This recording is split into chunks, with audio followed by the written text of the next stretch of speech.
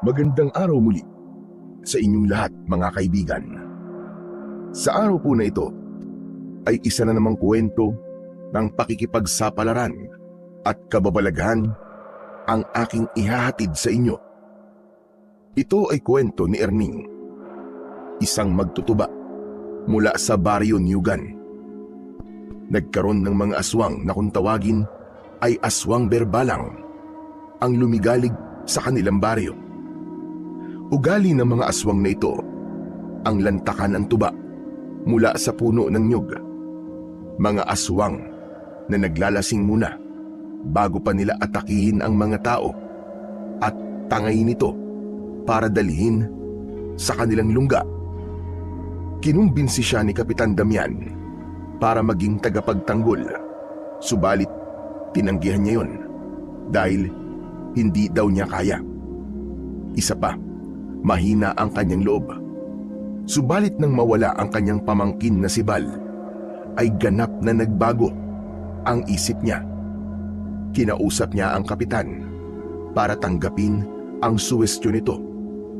Kaya naman, may mga ibinigay si kapitan kay Erning na magagamit niya para sa kanyang misyon na iligtas ang pamangkin at ganap na maging tagapagtanggol ng baryo laban sa mga kampon ng kadiliman. Naging kasakasama niya ang isang bata na si Alan na kaibigan ni Bal para sa kakaibang pakikipagsapalaran. Ngunit paano nila haharapin ang mga lasinggerong aswang na berbalang? Malilipol kaya nila ang mga ito gamit ang kanilang mga armas? Buhay pa kaya si Bal na ililigtas nila mula sa mga kuko ng mga aswang? Ang mga katanungang yan ay mabibigyan ng kasagutan sa kabuuan ng kwentong ihahatid ko sa inyo. Ngunit bago ang lahat, mga idol, huwag po nating kalimutang mag-subscribe, mag-like at i-hit ang notification bell sa aking mga YouTube channel na The Voice Addict at Apong Isaak para sa mas marami pang makapigil hininga na kwentong aswang at katatakutan mula sa mundo ng kababalaghan. Umpisahan na po natin ang kwento. Dinig na dinig ko ang paulit-ulit na sigawan ng mga kababaryo ko. Humihingi sila ng saklolo dahil sa nangyayaring hindi inaasahan ng mga naninirahan sa Baryo Newgan. Malakas ang kanilang sigaw. Nakakatililing yun ng tenga. Kaya lamang wala akong magawa. Hindi ko sila kayang tulungan dahil hindi pangkaraniwang nilalang ang umaatake sa kanila. Mga kampo ng dilim ang mga yon. Pinaniniwala ang mga aswang na dumayo sa aming baryo at tila sa aming lugar gusto nilang magkuta. Nagising din sa lakas ng sigawan ang pamangking ko na si Bal. Tiyo Erning, ano po bang bagay na yun? Nakakaistorbo naman sila. Hayaan na lang natin sila, Bal. Hayaan? Ingi-ingay nila eh. Saka parang may nangyayaring masama sa kanila. Oo, Bal. Dahil inaatake sila ng mga aswang. Nanang ko po, nanggugulo na naman pala sila. Hindi lang sila basta nanggugulo, Bal, kundi nang bibiktima na sila. Malamang, pumapatay na rin. Tiyo Erning, anong gagawin po natin? Ang dapat mo lang gawin ay manahimik. Dahil mahirap kung maririnig nila tayo. Baka mamaya ay bigla silang pumunta dito sa bahay natin. Diyos ko po, ayoko nun. Ayoko pong pupunta sila dito. Kaya nga, mas maiging manahimik ka na lang. Nakinig naman sa sinabi ko si Bal. Tinakpan niya ang kanyang bibig, maging ang kanyang tenga. Inipit niya yon sa pagitan ng kanyang dalawang tuhod habang nakaupo sa sahig ng bahay. Diyos ko, nakakatakot naman. Kaya nga dito lang tayo sa bahay, Bal. Wala tayong magagawa para tulungan ang mga kababayan natin. Hindi natin maaaring labanan ang mga aswang na ligaw na yun. Delikado tayo. Nakakakilabot ang palahaw ng mga kababaryo ko. Kaya nga lamang, ano bang magagawa namin ng pamangkin ko? Kapag lumabas kami ng bahay at nagpakabayani, malamang yun na rin ang katapusan namin. Kaya ang tanging magagawa naming dalawa ay manahimik na lamang muna. Ilang sandali pa ang lumipas ay tumahimik na. Patuloy na lumalalim ang gabi. Wala na rin akong naririnig na pumapalahaw. Isa lang ang alam kong ibig sabihin nun. Posibleng wala na ang mga aswang na sumasalakay. Tio Erning, umalis na po kaya sila? Hindi ko rin alam, Bal. Pero teka, sisilipin ko sa siwang kung wala na talaga sila. Wag, Chong. Baka mamaya nandiyan pa sila eh. Kaya nga sisilipin ko eh. Titiyakin ko lang. Saka tahimik na eh. Paano, Chong? Kung nandiyan pa sila at nakikiramdam lang. Baka mamaya, Chong, paano pa kayo eh? Tinatakot mo ba ako, Bal? Hindi po, Chong. Ang gusto ko lang naman po ay mag-ingat po kayo. Siyempre, ayoko po may masamang mangyari sa inyo. Ikinatuwa ko ang pag-aalala na yon ni Bal. Naisip ko na kahit bata pa ang pamangkin ko ay marunong na siyang magmalasakit. Sa bagay, dahil parang tatay na rin niya ako. Mula kasi nang mamatay ang kanyang tatay at nanay, ay ako na ang nag-alaga sa kanya. Ako na ang umako ng responsibilidad ng kanyang namayapang magulang. Kapatid ko ang tatay ni Bal. Kakambal ko siya. Kaya nga, hindi na iba ang turing ko sa bata. Pero sa kabila ng pag-aalala niya, ay ginawa ko pa rin ang naisip ko. Lumapit pa rin ako sa siwang ng dingding na sawali at sumilip doon. Wala na akong nakitang anuman sa labas ng aming bahay. Namamayani na rin ang katahimikan sa buong lugar. Pero naisip ko na kumusta na kaya ang mga kababaryo ko na kanina lamang ay sumisigaw at humihingi ng tulong. Kaya naman, nagpasya na akong lumabas. Tio, saan po ba kayo pupunta? Titignan ko yung mga kapitbahay natin na kanina'y sumisigaw. Tio, baka mapano ka? Wala nang mga aswang, Bal, kaya wala nang aatake sa akin. Samahan ko na lang po kayo para kung may aswang pang naiwan, dalawa po tayong haharap sa kanya. Kung magsalita ka naman parang kayang-kaya mo silang harapin. Kung hindi natin kayang harapin, talikuran na lang natin, Chong. Sira ulo ka rin, puro ka talaga kalokohan eh. Halika na nga, baka kailangan nilang tulong natin. Subalit bago ako lumabas ng bahay, kasama ang pamangkin kong si Bal, ay kinuha ko muna ang karit na ginagamit kong pampungos ng bulaklak ng nyug kapag nangangarit ako para kumuha ng tuba. Magtutuba ang trabaho ko. Iniipon ko ang tuba sa tukil na lalagyan na itinatali sa bulaklak ng nyug upang doon ay patuluin ang katas na siyang tinatawag na tuba. Lumabas na ako ng bahay na tangan ng karit na siyang pananggalang ko kapag may masamang nilalang na nasa labas ng bahay.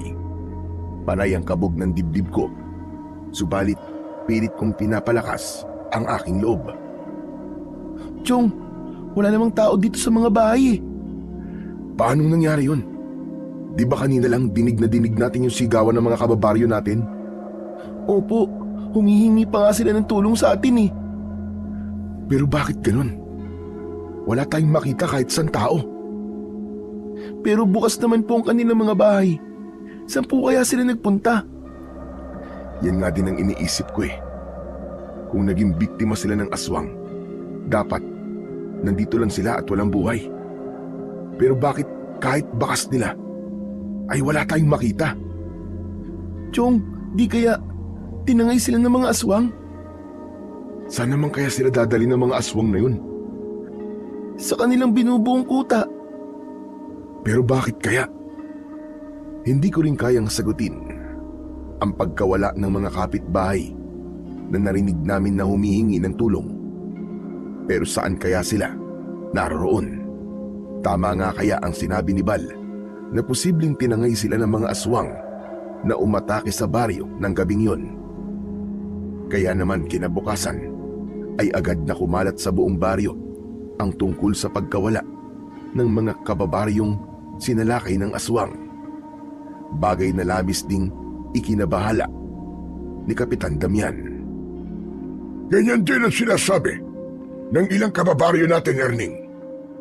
Hindi rin nila makita ang mga kalugar natin na humihingi ng tulong nitong nakaraang gabi. Yan nga po nakapagtataka, Kapitan eh. Samantalang dinig na dinig ko po talaga ang paghingi nila ng tulong.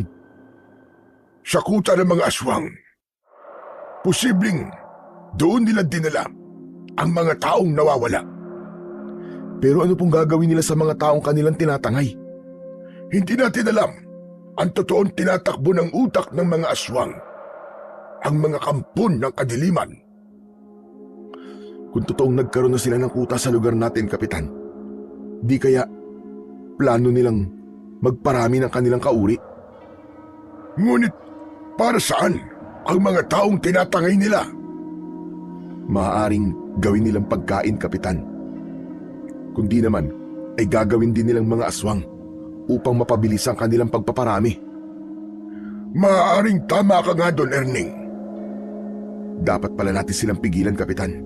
Kung hindi, baka maubos ang mga kalugar natin. Yan nga rin ang iniisip ko. Pero paano natin maahadlangan ang mga halimaw na yun, Erning? Napaisip ako sa sinabi ni Kapitan. Sino nga ba ang maaaring pumigil sa ganung gawain ng mga aswang? Sandali, Kapitan. Hindi ko gusto ang pagkakatitig niyo sa akin, ha? Maaari kang maging isa sa mga yun. Ang maging tagapagtanggol. Joke po ba yan, Kapitan? Hindi, Erning. Saka bakit naman ako magbibiro? Hindi biro ang nangyayaring problema sa baryo natin ngayon. Kailangan natin ng mga lalaking magmamalasakit at handang gawin ang lahat para sa kaligtasan at kapayapaan ng ating baryo. Kapitan, kailangan pag-isipan ko muna ang mga sinasabi mo. Isa pa, hindi ko po pinangarap na maging tagapagtanggol. Erning, maraming naging bayani na wala sa kanilang plano. Pero kapag andyan na, wala na silang magawa dahil sila ang napili. Sila ang hinirang. Sila po yun, hindi po ako. Paano kung si Bal ang nawala at tinangay ng aswang? Sige nga, pababayaan mo lang ba siya? Hindi mo ba siya hahanapin para iligtas man lang? Kapitan, iba na pong usapan siyempre pag si Bal po naging biktima ng mga aswang na yun. Kaya mong ilagay sa peligro ang buhay mo? Natural po. Gagawin ko ang lahat para po sa pamangking ko. Hindi ko siya pwedeng pabayaan, ano?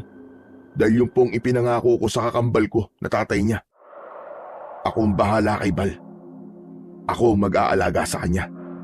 Kaya nga ibig lang sabihin, may potensyal ka para maging isang tagapagtanggol. Pero Kapitan, mahina po ang loob ko eh. Akala mo lang yun, Erning. Pero ikaw na rin ang may sabi na kung sakaling si Bal ang malalagay sa peligro, ay gagawin mo ang lahat para siya ay iligtas. Dahil nga, hindi iba sa akin si Bal. Para ko na siyang tunay na anak eh. Kaya nga yun ang isipin mo, nang tutulungan mo at ililigtas ay si Bal para magbago ang pananaw mo. Napaisip ako sa sinabi ni Kapitan. Kaya lamang, sadyang hindi pa handa ang loob ko. Wala sa pangarap ko ang maging isang superhero. Mahina ang loob ko at alam ko kung hanggang saan ang kakayahan ko. Pagkatapos kong makipag-usap kay Kapitan Damian, ay bumalik na ako sa bahay. Inabutan namin roon na nagpapatulis ng kawayan si Bal. Oh, anong gagawin mo sa kawayang pinapatulis mo? Para gawing sandata laban sa mga aswang, tiyo. Baka kasi hindi pa rin sila tumigil sa kanilang ginagawang panggugulo sa atin eh. Sa palagay mo ba, sapat na ang matutulis na buho para magapi mong mga aswang? Yun po kasi ang naririnig ko na sinasabi ng mga matatanda eh.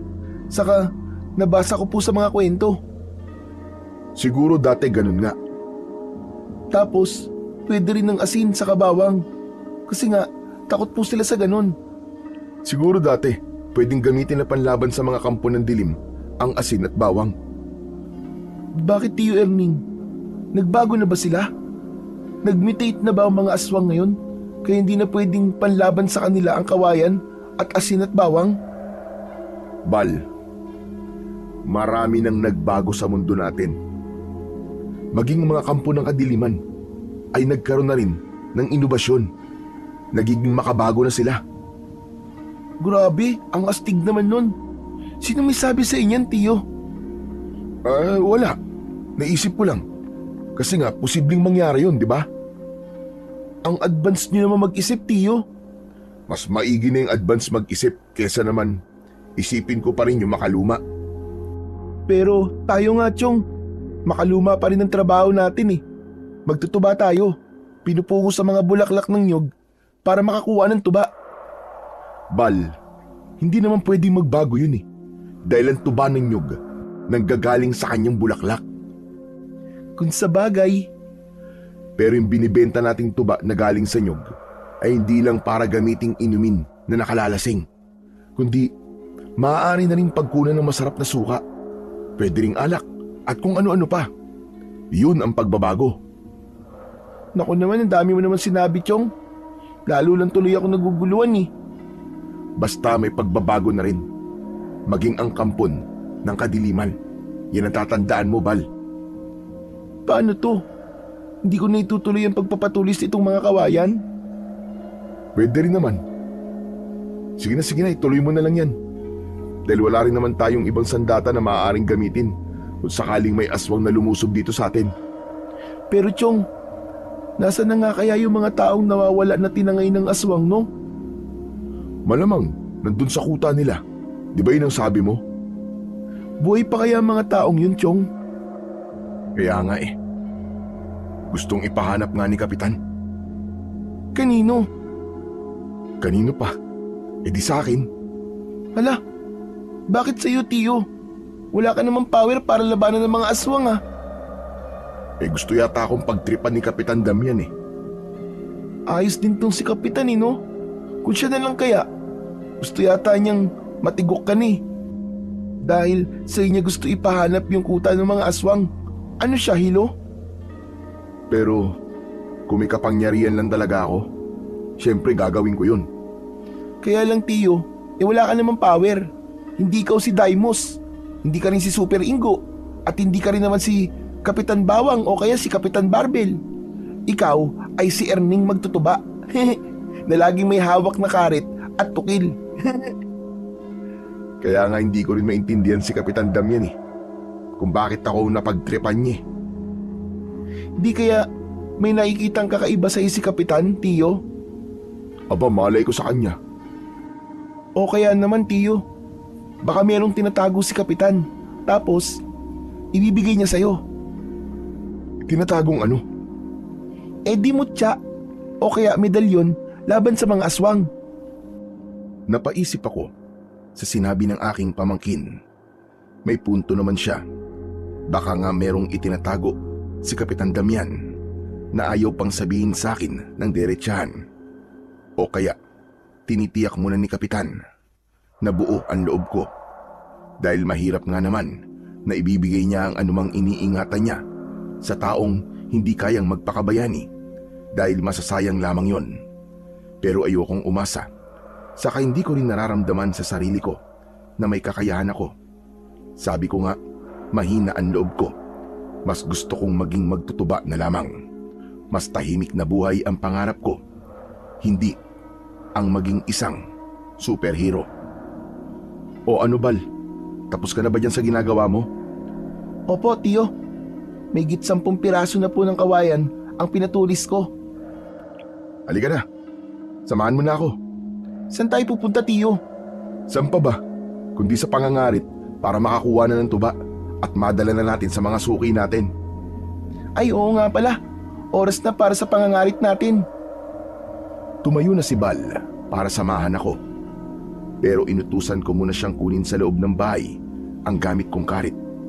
Maging ang tukil na isasabit ko sa aking likuran na pinaglalagyan ng nalilimas kong tuba kapag umaakit ako ng puno ng nyog. Pagkakuha niya nun, ay umalis na kami ni Bal.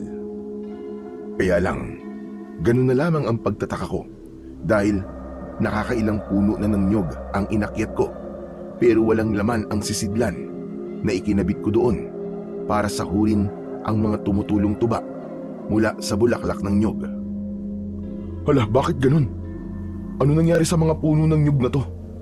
Bakit walang laman tong kinabit kong panahod sa mga tulo mula sa bulaklak ng nyog? Ngayon lang yata nangyari to ah. Ipinagpatuloy ko ang pag-akyat sa mga nyog para kumuha ng tuba mula sa mga puno. Kaya lamang, wala ring laman ang sisidlan na ikinabit ko. Nakakasampung puno na ako ng nyog na inakyat. Chong, bakit wala ka nakukuha ng tuba? Hindi ko nga rin alam Bal eh. Imposible namang wala nang tumatagas na tuba. Saka bakit halos lahat ng punong inakyat ko, wala akong nakuha ng tuba? Yun na nga, Chong eh. Ibig sabihin eh, tuyot na sila. Imposible yun, Bal. Mga bata pa yung nyug na kinukunan natin ng tuba. Hindi pa yan matatandang puno. Kaya nga paanong wala kayong makuha? Nakapagtataka talaga, Bal. Chong, di kaya may ibang kumukuha? May kung sinong nagnanakaw ng tuba mula sa puno? Naisip ko na nga rin yan eh. Pero sino kaya? Malamang tinitira niya ang mga puno kapag gabi na. Dahil kung araw ay tiyak na makikita siya. May punto ka rin, Bal. Pero sino kaya ang walang yang yon na nagnanakaw sa mga tuba na dapat nating makuha? Dahil wala kaming makuwang tuba ng pamangking ko, kaya malungkot kaming umuwi. Kapag wala kaming nakuwang tuba, wala kaming kikitain. Pagtutuba lang ang pinagkakakitaan namin ni Bal. Sa pag-uwi namin, ay may inabutan kami sa labas ng aming bahay. Isang babaeng suki namin sa ibinibentang tuba. Siya si Aling Junicia. Nasa mahigit 50 na ang edad. Isang balo at madalas nagpapakyut sa akin. Gaya ng mga sandaling yon na inabutan namin siya sa labas ng aming bahay. Salamat naman at dumating na kayo ni Bal. Kokodyam ko. Wow, ang tamis naman po ng pagkakatawag mo sa tiyo Erning ko, Aling Junicia. Hay nako, ikaw talaga, Bal. Ano bang Aling Junicia? Miss D na lang. Miss D? Di po ba may asawa na po kayo? Natigok na nga lang, kaya dapat Aling D. Ikaw naman, oo. Ikaw na nga bahala. Basta, huwag mo nang buuin yung pangalan ko kasi masyadong mahaba. Mas madali kung di na lang. Okay po, Aling D. Bakit po ba nandito kayo sa harap ng bahay namin? Siyempre, bibili ako ng tuba. Masarap kasi ang tuba na nakukuha nyo sa puno ng nyug ni Erning. Siyempre po, may kasama pong pagmamahal yun eh. Pati si Aling D, niloloko mo, Bal. Tiyo Erning, totoo naman yun na may kasamang pagmamahal ang ibinibenta nating tuba. Kaya lang po, Aling D, pasensya na kayo. Wala kaming nakuwang tuba ngayon eh. Di nga namin alam kung bakit walang laman yung mga ikinabit kong panahod ng tuba. Nako, ganun ba? Sayang naman. Natatakam pa naman akong uminom ngayon ng katas mo ay ng katas ng bulaklak ng nyog. Gusto mong uminom ng tuba? Oo sana, pero sabi mo wala. Pwede ka naman bumili sa eBay. Ayoko nga. Gusto ko yung sayo, Erning. Bakit naman? Solid ako sa iyo eh. Ayoko ng ibang tuba. Gusto ko yung galing sa'yo, lalo na kapag sasabayan mo akong uminom ng tuba. Ay nako, langit na yon para sa akin. Si Aling D talaga karengkeng. Bal, ano ka ba? Nakakahiya naman kay Aling D. Okay lang yon, Erning. Aba sa'yo ko lang naman ito ginagawa. Sa'yo lang ako kumikiringking. Sana nga, mapansin mo na ako Buti pa umuwi na muna kayo, Aling D, kasi wala talaga akong mabibentang tuba sa inyo Okay lang. Basta, dito na lang muna ako para naman makausap kita. Naiinip kasi ako sa bahay May kailangan pa kasi kaming gawin ni Bal dito tulungan ko kayo. Wag na po, Aling D. Mapapagod lang po kayo. Saka, maghahanda pa po kami ni Tio Erning. Maghahanda? Bakit? Meron bang may birthday? Ano po bang birthday yung sinasabi nyo? Maghahanda po kami para sa pag-atake ng mga aswang. Ano ka mo? Aswang? Opo, kasi may nakita po kaming aswang at nanggugulo po dito sa Baryo Nyugan. Wala ba kayong narinig kagabi lang? Ano ba yan? Wala naman ako narinig. Kasi umalis ako. Nagpunta ako sa kabilang bayan. Kaya wala ako kagabi. Kaya pala may naririnig akong usap-usapan na may mga namatay tapos meron ding nawawala. Ganun na nga po, Aling D. May mga taong nawawala dahil po tinangay ng aswang. Dahil sa sinabi ni Bal, ay biglang napahawak sa braso ko si Aling Junisha. Gusto pa yata niyang yumakap sa akin. Teka, sandali lang, Aling D. Para ka namang sawa kung makalingkis Huwag kang yumakap sa akin, teka lang Paano ba? Natatakot kasi ako sa aswang. Ayoko mabiktima ng aswang, Erning. Sa tingin ko, kung tawagin ang mga aswang na yon, ay berbalang. Ang mga yun na naghahasik ng lagim dito sa baryo natin. Ano? Aswang na berbalang? Tama ka. Dati ko nang naririnig tungkol sa mga aswang na yon. Ibig niyo pong sabihin, nakakita na po kayo nun, Aling D? Ng aswang po na berbalang? Hindi pa, Bal. Pero tiyak na nakakatakot ang itsura nila. Kaya Coco Jam, Erning, huwag mo kong pababayaan. Huwag mo kong iiwan. Aling Junisha, araw na araw po. Tirik na tirik pa nga Wala pa pong aswang nalalabas ngayon. Kaya tama na muna ang ginagawa niyang panlilingki sa Tio Erning ko. Basta, mag-promise ka muna sa akin, Erning. Huwag mo kong pababayaan. Huwag mo kong iiwan. Ikaw ang magiging tagapagtanggol ko laban sa aswang na berbalang. Oo na. Basta bitiwan niyo na po ako. Dahil baka mamaya may makakita pa po sa akin, isipin nila kung anong ginagawa natin. Ikaw talaga, Yakap lang naman, parang diring-diri ka sa akin. Hindi naman po sa ganun, Aling D. Nag-iingat lamang ako sa sasabihin ng ibang tao. Binitiwan na ako ni Aling Junisha. Pero tumatak sa isip ko ang tungkol sa aswang berbalang na sinabi niya. Hindi ko tiyak kung yun nga ba ang mga uri ng aswang na umatake sa baryo at maraming naging biktima. Nang sumapit ang gabi, ay malungkot kaming naghapunan ni Bal dahil nga nabigo kami sa pagkuha ng tuba. Wala rin kaming kinita.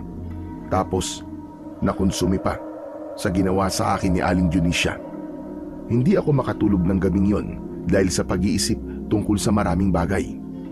Isa na rito ang ginagawang panggugulo ng mga aswang na ayon nga kay Aling Junisha ay posibleng aswang berbalang.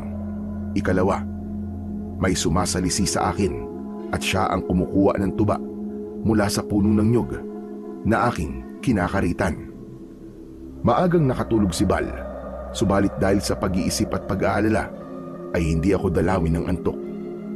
Pumasok sa isipan ko ang tungkol sa nangyari nung nakaraang gabi. Nabahala ako na baka muling sumalakay ang mga aswang. Kung sa amin siya sasalakay, ay maaaring maging biktima kami ng pamangking ko. Pero hindi ko yun hahayaang mangyari. Totoo nga na mahina ang loob ko.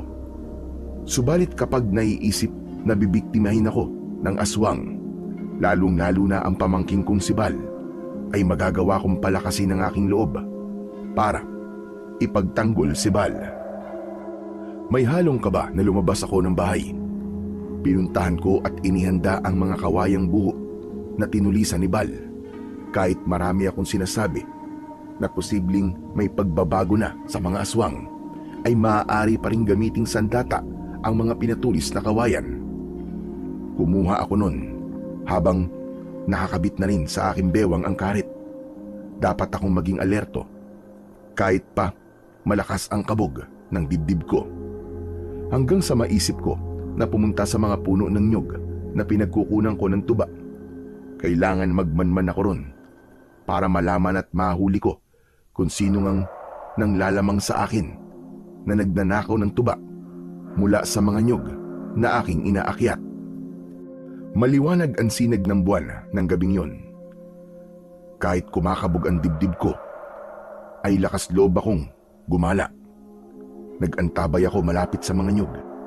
Maya-maya lamang ay may narinig akong tila lumilipad. Napatingala ako, subalit wala akong nakita. Kaya saglit pa ay naulit ang pagaspas ng pakpak. Sa pagtingala ko ay kitang-kita ko ang isang uri ng nilalang na lumilipad at dumapo yun sa mga palapa ng nyog. Pilit akong tumingala at paulit-ulit na sinipat ang nilalang o anumang hayop na nasa itaas ng puno ng nyog. Hindi ko maiwasang hindi man laki ang mga mata dahil sa aking nakita. Mukhang tama nga si Aling D. Aswang berbalang ang gumagalang aswang sa baryo. Subalit, bakit hindi tulad ng nakaraang gabi ang kanilang ginawa? Hindi sila ng loob ng mga bahay at inatake ang mga tao. Ang iba pa nga ay kanilang tinangay. Sa mga sandaling yon ay nasa ibabaw na ng puno ng nyog ang aswang na aking nakita. May pakpak na gaya ng paniki. Nangingitim ang payat na katawan. Matutulis ang mga kuko sa kamay at paa at nagliliwanag ang mapupulang mata. Titig na titig ako sa aswang na nasa itaas ng puno ng nyog hanggang makita ko na pinakikialaman nito ang nakasahod na tukil sa bulaklak ng puno. Gamit ang kanyang dila ay naaninag ko na ipinasok ng berbalang ang mahabang dila sa loob ng tukil na nakasahod para pag-ipunan ng tuba. Sa pamamagitan ng kanyang dila ay nagawa niyang sipsipin ang tuba. Ang hayop na aswang pala ang may kagagawan kung bakit nauubos ang tuba. Siya ang lumalaklak. Ang walang yung berbalang. Lasinggerong aswang. Maya-maya pa ay narinig pa niya ang malakas na dighay ng aswang matapos niyang maubos ang tuba na naipon sa lalagyan. Lumipad ang aswang na tila walang nangyari. Saglit pa ay nakaramdam uli ako ng pagaspas ng pakpak. Isa pang aswang yon na sa palagay ko'y ibang aswang na. Nasundan ng isa pa. Lumilipad ang mga ito at maya-maya ay huminto sa paglipad at dumapo sa puno ng nyug na pinagkukunan ko ng tuba. Gaya ng naunang aswang berbalang ay pinahaba rin nito ang kanyang dila at tila straw ang dila nito na nagawang sipsipin ng tuba na aking pinagsisikapang ipunin sana. Nang maubos ay lumipad na rin ito papalayo. Kaya isang bagay lamang ang natiyak ko. Hindi pangkaraniwang tao ang kaagaw ko sa tuba, kundi mga aswang. Ibig sabihin niyan, mga lasinggerong aswang ang mga nakita ko. Sila ang uri ng mga aswang berbalang na lumalaklak ng tuba. Nang matiyak ko na hindi pangkaraniwan ang maaari kong makasagupa, ay hindi maalis sa akin ang hindi mag-alala. Malamang, mahirap makaengkwentro ang isang kampo ng kadiliman. Sa kabigla kong naalala si Kapitan Damian. Ano nga kaya ang maitutulong niya sa akin kung pumayag ako sa ibig niyang mangyari na ako ang siyang haharap sa gumagalang kampo ng kadiliman? Sa paraang yun, ay mapipigilan ko rin ang mga ito para hindi na pakialaman ang mga tuba na aking pinagkakakitaan. Nang matiyak kong may kinalaman ng mga aswang berbalang sa pag-ubos ng mga tuba, ay umuwi na muna ako ng gabing yon. Saka mag-uumaga na rin at tiyak hindi na babalik ang mga kampo ng dilim na aking nakita. Sa pag-uwi ko ng bahay ay inabutan kong gising na si Bal. Tiyo Erning, saan po kayo galing? Diyan lang. Ano pong dyan lang? Saka, natanaw ko po kanina sa bintana nitong bahay na dala niyo po ang pinatulis kong buhong kawayan. May pinuntahan lang ako, Bal. Kaya ako dinalang sibat na kawayan na ginawa mo ay para proteksyon ko na rin. Baka kasi may makasalubong akong aswang eh. Alam mo na. Bakit hindi niyo naman ako sinama? Tulog na tulog ka eh. Nakakaya namang istorbuhin ko ang tulog mo. Ayos lang po yung kung istorbuhin niyo ako, hindi po ako magagalit. Hayaan mo na. Sa susunod gigisingin kita. Promise mo yan, Tiyo ah. Oo, cross my heart. Subalit ang tunay na dahilan kung bakit hindi ko ginising si Bal ay para hindi siya sumama sa akin. Alam ko kasi, nakukulitin niya ako. Ayokong mapahamak siya. Kahit kasama pa niya ako, hindi ko naman natitiyak kung hanggang saan ko siya pwedeng protektahan. Kaya naniguro na ako. Saan ka nga ba nagpunta, Tiyo? Inalam ko kasi kung sino yung yumayari sa tuba natin. Kung bakit walang laman yung tukil na isinasahod ko dun sa mga nyug na kinakaritan ko. Ano pong nalaman niyo, Tiyo? Nahuli niyo po ba kung sino kumukuha ng tuba? Hindi ko nga nahuli. Pero nakita ko naman. Sabi ko na nga ba eh. Nagbantay kayo kagabi. Hindi niyo ako sinama. Ikaw talaga, Tiyong oh. Ang daya mo. Nadulas ang dila ko. Nasabi ko na kay Bal ang dahilan ng pag-alis ko nung nakaraang gabi. Hindi ko na mababawi yun. Kaya kailangan ko na rin sabihin sa kanya ang totoo, maging ang mga nangyari. Kundi hindi niya ako titigilan. Matanong na bata si Bal at hindi ito hihinto sa pagtatanong hanggat hindi niya nakukuha ang kailangan niyang malaman. Kaya sinabi ko na rin sa kanya ang natuklasan ko.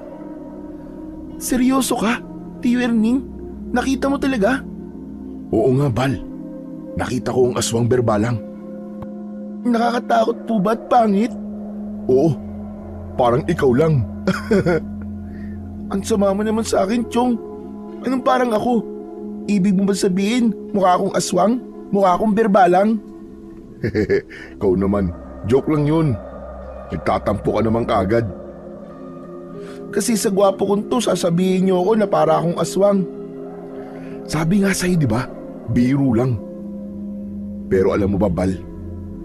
Hindi pang karaniwang aswang ang nakita ko. Malamang, hindi rin sila basta mapupuksa ng ganong kadali. Pero Tiyong, ba't iniinom ng mga aswang na berbalang yung tuba na galing doon sa nyug? Yun nga ang hindi ko alam eh. Kung bakit inuubos ng mga halimaw na yun ang tuba. Hindi kaya doon ang gagaling ang kanilang power? Teka nga. Oo nga no. May punto ka, Bal. Pwede. Paano nga kung nanggagaling sa tuba ng nyug ang lakas ng mga aswang na yun? Dapat, Tiyong, mapigilan natin sila. Saka kung laging lalaklakin ng mga aswang na yun ang tuba natin, paano nang dilihensya natin? Hindi na tayo kikita. Tama ka dyan, Bal. Kaya dapat talagang tapusin natin ang mga aswang na yun, Tiyong. Pero dapat siguro malaman muna natin kung saan sila nagkukuta para matulungan natin yung mga kababaryo natin na tinangay nila. Humanga ako sa aking pamangkin. Sa kabila ng kabataan niya ay buo ang kanyang loob. Mas matapang pa nga siya sa akin kung tutuusin. Hindi pa niya alam kung gaano kapanganib ang mga aswang berbalang ay handa siyang hanapin ang mga nawawalang kababaryo namin para tulungan. Sa ipinakikitang katapangan ni Bal, sino ba naman ako para magpakita ng kahinaan at kaduwagan? Kaya dapat siguro sumabay ako sa tapang niya. Kukumbinsihin ko ang sarili ko na kaya ko. Sabi nga, ay malaking bagay yung maikukondisyon ang isip ko na matapang ako at kaya ko. Nang sa ganun, ay sumunod na sa dikta ng utak ang puso at katawan ko. Kaya napalunok ako. Sabay bulong sa sarili ko na kaya ko. Kayang-kaya ko ito. May sinasabi ka ba, Tiyo? Ha? Wala. Parang may binubulong ka kasi. Ano ba yun? Wala. Ayos lang ako. Bakit po? Kasi naisip ko lang. Kakaibang tapang mo. Siyempre po, mana po ako sa tatay ko nakakambal nyo. Oo nga pala. Tatay mo nga pala ang kakambal ko. Di po ba matapang si tatay? Kasi namatay siya sa pakikipaglaban. Sabi nyo nga po, isa siyang sundalo at bantay kalikasan. Kaya siya ang umaharap sa mga pasaway na naninira ng gubat at namumutol ng mga kahoy sa gubat. Oo, tama ka, Bal. Kaya gusto ko lamang puntularan ng tatay ko. Kung sundalo siya na bantay kalikasan, ako naman po, bantay karitan. Bantay karitan? Opo, magiging tagabantay ng mga puno ng nyug na inyong kinakaritan para hindi na po makuha ng iba ang tuba. Aba, ayos yun ah. Kaya dapat po sa gabi lalabas tayo ng bahay para bantayan po ang mga puno ng nyug nang hindi na po tayo maunahan ng mga aswang. Kundi, lagi tayong walang makukuhang tuba dahil ang mga aswang ang nakikinabang.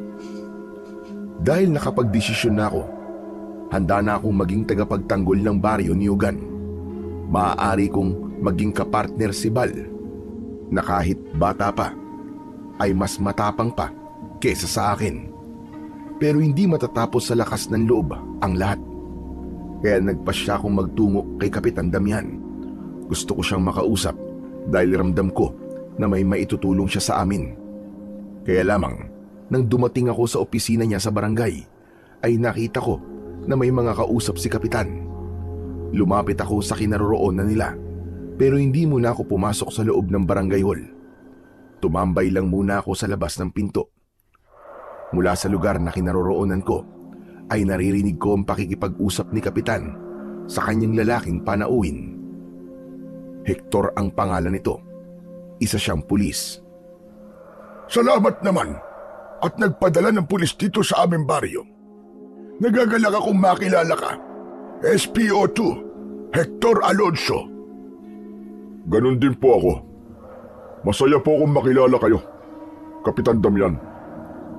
Marahil ay alam mo na ang problema dito sa aming baryo. Nasabi na sa akin ng aming hepe. Tungkol sa mga nawawalang kababaryo nyo. Tama ho ba? Ganun na nga. Wala ho bang naliligaw na mga taong labas dito sa lugar nyo? Dahil karamihan ay mga kalalakihan ang nawawala. Di kaya naikayat na sila na sumama sa makakaliwang grupo. Lalo na't may malaking isyu na kinakaharap ang baryong ito dahil sa mga nangyayaring pagsira sa kagubatan. Wala kaming nababalitaan tungkol sa mga taong labas. Pero ang sinasabi nilang posibleng tumangay sa mga taga rito sa baryo ay mga aswang. Mga aswang na kung tawagin ay berbalang. Narinig ko na tumawa ng malakas ang kausap ni Kapitan Damian. Ibig lang sabihin ay hindi pinaniniwalaan ng pulis ang sinabi ni Kapitan. Tila naman hindi nagustuhan ni Kapitan Damian ang ginawang pagtawa ng kausap. SPO2 Alonso, may nakakatawa ba sa sinabi ko? Wala naman, Kapitan. Pero ang lakas ng tawa mo kanina, parang nakakainsulto. Pasensya na, Kapitan. Hindi ko lang mapigilang hindi matawa eh. Dahil sa sinabi kong posibleng aswang ang kumuha sa mga kababaryo ko. Dahil imposible pong aswang yun. Bakit naman imposible? Dahil ba walang aswang? Mismo, Kapitan. Tama ka sa sinabi mo. SPO2, hindi ko sasangayunan ang sinasabi mo. Dahil naniniwala ako sa aswang. Lalo na sa aswang na kung tawagin ay berbalang. Gusto niyong paniwalaan ko ang isang kasinungalingan? Sabi ko sa inyo, hindi yung kasinungalingan, hindi imbento at katang-isip. Ewan ko kung dapat ba kitang paniwalaan, Kapitan. Para saan at nagpunta ka pa rito sa baryo namin kung hindi mo pala paniniwalaan ang sinasabi namin? Para tulungan kayong hanapin ang mga kababaryo nyo. Tama ka. At may kutob nga kami na tinangay sila ng aswang. Sige, Kapitan. Hindi na ako makikipagtalo pa sa inyo. Ipagpapalagay ko na totoo ang aswang. Kung ganun, Saan kaya naroon ang mga nawawalang tao? Sa kuta nila. Malamang, dun yun sa gubat. Doon dinala ang mga nawawalang kalalakihan? Tama ka, Hector. Kaya kung may maghanap sa kanila, ay dun mas mainam na hanapin. Okay, kung yun talaga ang paniniwala mo baka isipin mo, Kapitan, na kontrabida ako, ha?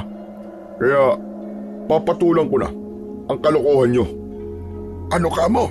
Kalokohan? Sinasabi mong kalokohan ang tungkol sa paniniwala namin sa aswang? Minsan pa ay nagpantig ang tenga ni Kapitan Damian dahil hindi niya gusto ang pananalita ng kaharap na pulis. Pero ramdam ko na pilit na pinapakalma ni Kapitan Damian ang kanyang sarili. Huwag naman sana kayo maiinis sa akin, Kapitan. Sinasabi ko lang kung anong pinapaniwalaan ko. O siya, sige. Alam kong hindi ko mababago ang paniniwala mo. Kaya bahala ka. Pero huwag kang mag-alala, Kapitan. Andito ako para protekta ng mga nasasakupan mo. Salamat. Sana nga matagpuan mo na rin ang mga kababaryo kong nawawala. Makakaasa ka, Kapitan. Nagkamay pa ang dalawa bago tuluyang tinapos ang kanilang pag-uusap. Pero napansin ko kay Kapitan na tila hindi siya komportable sa naging pag-uusap nila ng pulis. Nang nakatalikod na si Hector kay Kapitan, ay napansin ko ang kakaiba niyang ngiti. Hindi nga yun ngiting matatawag, kundi ngisi. Wari bang may ibang nais ipahiwatig yon? Kaya naman, nagkaroon ako ng pagdududa sa pagkatao ni SPO2 Hector Alonso. Nang ganap na makalayo ang pulis, ay saka ako nagpakita kay Kapitan Damian. Kung simangot ang nakita ko kay Kapitan kanina, ay ngiti naman ang sumalubong sa mukha ni Kapitan nang makita ko. Ikaw pala yan, Erning. Anong masamang hangin ang napadpad sa'yo para maligaw dito sa barangay? Pabiro talaga kayo, Kapitan. Hindi naman po masamang hangin, kundi mainam na hangin. Ano ba sadya mo? Tungkol po sa minsan na binanggit niyo po sa akin. Alin doon? Sabi niyo po, ay maaari akong maging tagapagtanggol nitong ating baryo laban sa mga gumagalang kampo ng kadiliman. Mabuti naman at napag-isip-isip mo yan. Halika dito sa loob ng aking opisina. Dito natin yan pag-usapan. Pumasok ako sa loob ng kanyang opisina. Mukhang maraming gustong sabihin sa akin si Kapitan. Naupo na si Kapitan sa kanyang upuan at ako naman ay naupo sa silyang nasa harapan ng kanyang lamesa. Inaasahan ko na ang pagpunta mong ito, Erning. Maging ang pagpayag mo sa suwestyon ko. Pinag-isipan ko po munang maigi, Kapitan. Isa pa ho, ang mga nasabi sa akin ng pamangkin ko ang nagpabago ng isip ko. Aba, mainam naman pala kung ganun. Pero Kapitan, naiisip ko rin kasi kung bakit ako kinukumbinsi nyo. Alam nyo namang hindi ako ganun kalakas. Tsaka mahina po ang loob ko. Subalit, ibang nararamdaman ko sa pagkatao mo, Erning. Ano pong ibig niyong sabihin, Kapitan? May kakaiba sa'yo. Mahirap ipaliwanag, pero ramdam ko yun. Mas mapagkakatiwalaan ka at kayang humawak ng mabigat na responsibilidad. Pero Kapitan, isa lang po ako magtutuba. Alam ko yon. Kadalasan ng mga taon simple lamang ang pamumuhay. Sila pa ang nabibiyayaan ng kakaibang katangian. Malamang nasa loob mo yon, Erning. Tinatanggap ko na po ang sinabi niyo sa akin na maaari akong maging tagapagtanggol ng mga taga rito sa baryo. Para hindi tuluyang mapahamak ang mga kalugar ko. Kaya nga natutuwa ko, Erning. Pero ano po bang maaasahan kong tulong mula sa inyo, Kapitan? Lalo na't alam niyo na tanging paghawak lamang ng karit ang ginagamit ko sa pagpugos ng bulaklak ng nyug para tumulo ang tuba. Akong bahala sa iyo, Erning. Huwag kang mag-alala. Pero kanina po, Kapitan, Hindi ko po sinasadyang mapakinggan ang pag-uusap niyo ng pulis na yun. Tama ka, pulis nga siya. Kaya lamang, iba ang pakiramdam ko sa kanya. Ano? May iba po kayong nararamdaman sa kanya? Ano naman po yun, Kapitan? Hindi siya seryoso sa tulong na gusto ko para sa baryong ito. Saka, pinagtatawanan niya ang aking mga sinasabi. Ang tungkol sa mga aswang na gumagala po rito sa baryo? Pinagtatawanan niya? Ganun na nga. Kaya paano ko siya kukumbinsihin na posibleng mga aswang ang tumangay sa mga nawawala nating kababaryo kung ganyang hindi niya yung pinaniniwalaan? Kung sa bagay, tama po kayo, Kapitan. Kaya nga ikaw, Erning, ikaw ang higit kong pinagkakatiwalaan dahil mas nakikita ko sa iyo ang pusong mapagmalasakit, lalo na't nariyan si Bal na sabi mo nga gagawin mo ang lahat para protektahan siya. Si Bal ay sumisimbolo sa mga taga rito sa baryo. Kaya alam kong andyan ka para magbigay ng proteksyon. Pero sabi ko nga po, Kapitan, hindi ko makakaya nang ako lang, lalo na't simpleng tao lang po ko. Nasabi ko na sa'yo na ako ang bahala. Kaya lang, hindi natin maaaring pag-usapan yun dito. Kaya sa susunod na araw ay sasadyain kita sa bahay mo. Doon mo malalaman ang lahat-lahat. Pagkatapos ng pag-uusap namin ni Kapitan Damian, ay umalis na ako sa barangay. May pinuntahan pa ako, kaya inabutan ako ng dilim. Naglalakad ako papauwi ng aming bahay. Mapapadaan din ako sa tapat ng bahay ni Aling Junisha. Nang mapatapat ako sa bahay nito, ay nakarinig ako ng kumusyon. Kasunod ay ang sigaw niya na tila ba humihingi ng saklolo. Kaya nagmamadali akong lumapit sa bahay niya. Nakasara yun, subalit bukas naman ang mga bintana. Malakas ang sigaw ni Aling Junisha na wari ko'y takot na takot. Ganun na lamang ang gulat at panlalaki ng mga mata ko nang aking makita ang isang kakaibang nilalang at hawak ang leeg ni Aling Di. Hindi ako maaaring magkamali. Isang aswang berbalang yon. Nakabuka ang bibig nito at litaw ang matutulis na pangil na tila naisagpangin ang leeg ng kawawang biyuda. Takot na takot si Aling Junisha, lalo na nang inilabas ng aswang berbalang ang kanyang mahabang dila at tila isang maliit na ahas na pinagapang-gapang sa muka, sa leeg, sa butas ng tenga at ilong. Kitang-kita ko ang takot na nararamdaman ni Aling Junisha. Kikislot-kislot ang katawan ng matandang babae nang dahil sa labis na takot. Huwag! Maawa ka sa akin! Maawa ka! Makawalan mo na ako! Wari na aaliw naman ang aswang berbalang.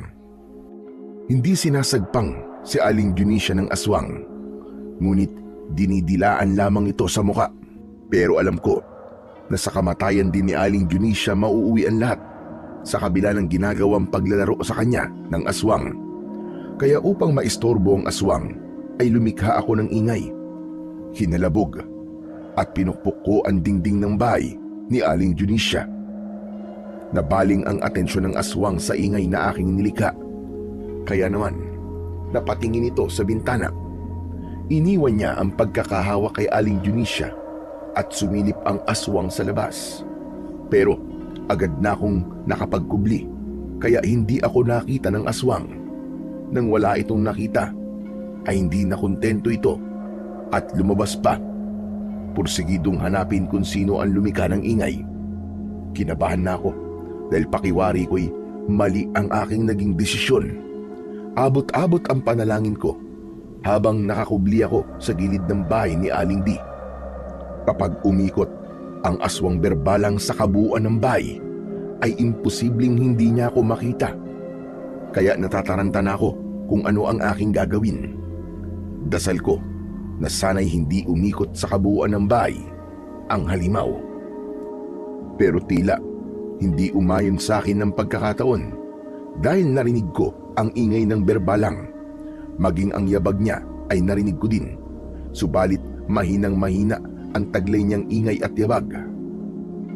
Ayon sa aking mga narinig, dati pa, kapag ang ingay at yabag ay mahinang-mahina, ibig sabihin ay malapit ang aswang sa iyong kinaroroonan.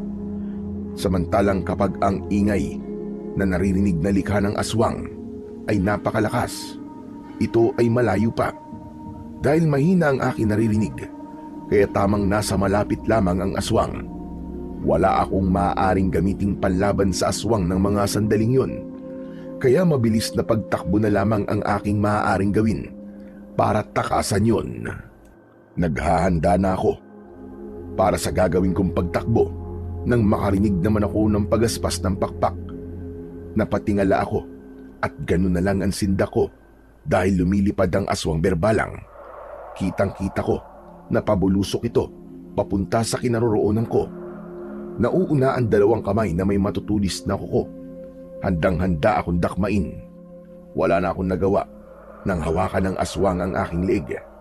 Ibabaon na nito ang kanyang mga kuko. Napapikit na lamang ako dahil alam kong magiging katapusan ko na yon.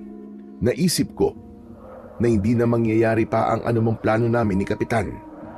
Wala na ring saysay ang pagpapalakas ko ng loob dahil tiyak huling sandali ko na yon. Nasa mga kamay na ng aswang berbalang ang aking buhay. Habang nakapikit ako, ay hinihintay ko ang susunod na mangyayari. Hinihintay ko na bumaon sa leeg ko ang mga kuko ng aswang. Kasunod ay ang pagkagat sa aking leeg para sipsipin ang aking dugo. Subalit wala na akong naramdamang ganun, kundi malakas na palahaw ng aswang na nasa aking harapan ang aking narinig. Kasunod ay ang pagkakabitaw ng kamay nito sa aking mga leeg. Idinilat ko ang aking mga mata at nakita ko na nagkikikisay ang aswang sa lupa. Panay ang pagpag sa kanyang katawan. Kasunod nun ay nakarinig ako ng pamilyar na boses. Galing yun kay Aling Dionisya. Walang iya ka! Yan ang nababagay sa iyong aswang ka! Mamatay ka na! Mangisay ka riyan! Eto pa! Maligo ka sa maraming asin! Mamatay ka na! Galit na galit si Aling Dionisya na paulit-ulit na sinabuyan ng asin ang katawan ng aswang berbalang na nagkikisay at pinagpag ang mga butil ng asin na dumikit sa kanyang katawan. Tinakot mo ko kanina, walang hiya ka! Akala ko katapusan ko na, pero ikaw ang matatapos ngayon! Muli ay dumukot ng asin si Aling Dionisya mula sa garapong hawak niya at ibinuhos yun sa aswang. Subalit buong lakas na nagwala at pumalag ang aswang. Paulit-ulit na pinagpag ang mga asin habang umuusok ang katawan at lumilikha yun ng matinding pagkapaso. Pero nagpumilit na lumipad ang aswang upang makatakas. Sa paglipad nito papalayo ay napatingin kami ni Aling Dionisya. Sinundan namin ng tanaw ang halimaw. Nang ganap ng makalayo ang aswang, ay saka ako nilapitan ni Aling Dionisya na nag-aalala. Erning, ayos ka lang ba? Anong ginawa sa iyo ng aswang na yon? Hindi ka ba nasugatan? Wala bang masakit sa iyo? Wala ka bang sugat sa katawan mo? Naku, tignan ko nga ang dibdib mo. Baka mamaya ay nasugatan ka niya. Hindi po, Aling Dionisya. Ayos lang po ako. Okay lang po ako. Sure ka ba? Wala ka ba talagang sugat sa katawan? Teka, hubarin mo nga ang pantalon mo. Titignan ko, baka may sugat ka dyan. Hindi, wala po, Aling Dionisya. Panay ang hawak at taplos ni Aling Dionisya sa katawan ko. Kahit sinasabi kong okay lang ako. Naku, baka may sugat ka. Alisin natin yung t-shirt mo para magamot kong sugat mo na gawa ng aswang. At teka, sandali. Hindi na po kailangan na alisin ko pa ang suot kong t-shirt. Ayos lang po talaga ako. Sabi ko nga po sa inyo, wala po ako natamang sugat. Okay lang po ako. Ayos lang po talaga ako. Saka, Aling Dionisya, tigilan nyo na nga po ang paghawak sa dibdib ko. Kinikilabutan ako eh. Baka mamaya, kung saan pa mapunta ang kamay nyo eh. Ay, grabe ka naman sa akin, Erning. Ako na nga nagmamagandang loob sa'yo. Panay pa nga ang pag-aalala ko sa'yo, tapos Gusto mo pa yata akong pagdudahan? Hindi naman sa ganun, Aling D. Iba na kasi ang ginagawa mo nga sa tawak sa akin eh. Parang saksakan ng dami ng mali siya. Grabe ka na talaga, ha? Nakakasama ka na ng loob. Pasensya na kayo, Aling D. Yung kasing nararamdaman ko eh. Ikaw lang siguro nag-iisip ng kung ano-ano. Pero salamat sa iyo, Erning, ha? Kasi alam kong ikaw ang dahilan kung bakit hindi ako nagawang sagpangin ng aswang na yon. Iniligtas mo ako, Erning. Dahil sa nilikha mong ingay, ay nawala ang focus ng aswang sa akin. Nakita ko kasi na nasa panganib ka, Aling Dionisio. Kaya gumawa kagad ako ng paraan para mabaling sa iba ang atensyon ng aswang na yun. At hindi naman ako nabigo dahil nandivert sa ginawa kong ingay ang atensyon niya. Kaya nakaligtas ka. Kaya nga utang na loob ko sa iyo ang buhay ko, Erning, my love. May kasama pang my love, ha? Pero ako rin, Aling D. Utang ko rin po sa inyong buhay ko. Kung hindi ka dumating at hindi mo nasabuyan ng asin yung berbalang, naku, baka kwento na lang ako ngayon. Buti na lang talaga at nagawa mo siyang sabuyan ng asin. Maigi na lang kamo at bigla kong naalala ang tungkol sa asin na pangontra sa mga aswang. Kaya hinanap ko kagad ang garapon na pinaglagyan ko ng asin. Dahil sa asing isinaboy ko, umusok ang katawan ng aswang na yon. Yun nga lang, nakatakas pa rin siya. Okay lang yun, Aling D. Ang mahalaga, nakaligtas tayong dalawa sa kasamaan ng halimaw na yun. Ibig sabihin, may utang na loob ka sa akin, ha? At may utang na loob din ako sa'yo. Di ba ang galing? Match na match tayo. Bagay talaga tayo, Erning. Ano ba sinasabi niyo, Aling D? Aba, para tayo sa isa't isa. Hindi pa ba yun klaro sa'yo? Mukhang nakagat yata kayo ng aswang, Aling D, ha? Nagdideliryo kayo eh. Kung ano-ano po sinasabi niyo eh. Hoy! Hindi ako nakagat ng aswang, ano? Wala nga akong kasugat-sugat kahit tignan mo pa. Baka naman nalawayan kayo at may masamang epekto sa utak niyo. Basta alam ko, tayo ang para sa isa't isa. Sa malaon at madali ay tiyak na mangyayari yon. Kaya maghihintay ako. Sige na po, aalis na muna ako. Kailangan ko nang umuwi eh. Ano ba? Huwag mo muna akong iwanan dito. Paano kung biglang bumalik yung aswang na yon?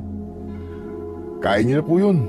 Basta maganda na lang po kayo ng asin. O kaya, iharap niyo na lang yung katawan niyo. Ano? Gusto mo bang matigok na ako? Hindi naman po, Aling Dionisio. Basta mag-ingat na lang po kayo. Ayaw mo talagang may masamang mangyari sa akin? Nagkikare ka?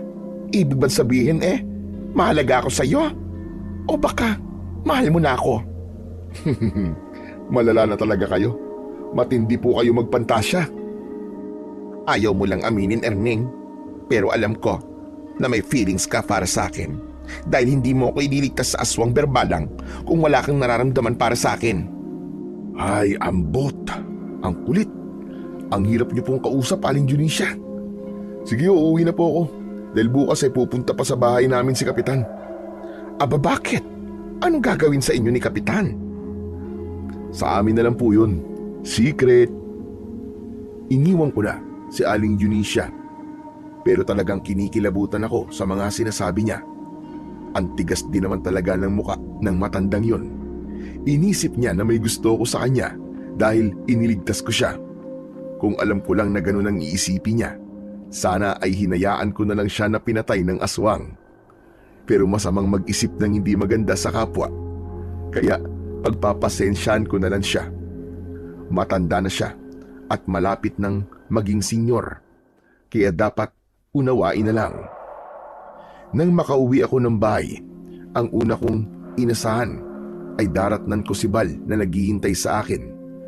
Kaya lamang, wala roon ng pamangking ko. Agad akong nag-alala at nabahala, lalo na't gabi na. Pero bakit wala sa bahay si Bal? Lumabas ako ng bahay at ipinagtanong-tanong kung nakita ba nila ang aking pamangkin. Kaya lang, walang makapagsabi. Hindi nila nakita kung saan nagpunta ang aking pamangkin. Anak ng teteng, oo. Paano ba ito? Saan ba nagpunta ang batang yun? Di naman niya gawain na magpalipas ng gabi sa labas. Saka maghahating gabi na oh. Bakit wala pa siya? Hindi ako mapakali. Labis na akong nag-aalala para kay Bal.